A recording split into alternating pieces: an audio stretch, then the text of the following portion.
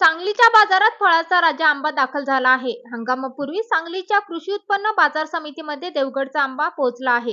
पहिल्याच आंब्याच्या सौद्यात कुणकेश्वर इथल्या शेतकऱ्याच्या हापूस आंब्याला तब्बल 2,500 रुपये इतक्या डझनच्या पेटीला दर मिळाला आहे.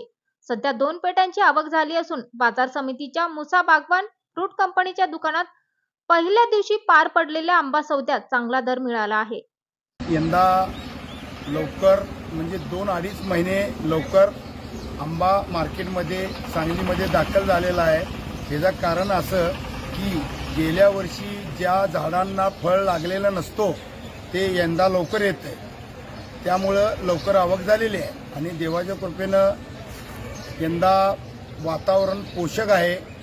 असाच वातावरण जर देवाच्या कृपेनं राहिला तर यंदा आंब्याची आवक भरपूर होईल व लोकांना आंबे भरपूर खायला मिळतील, रेटमध्ये मिळतील अशी अपेक्षा आहे.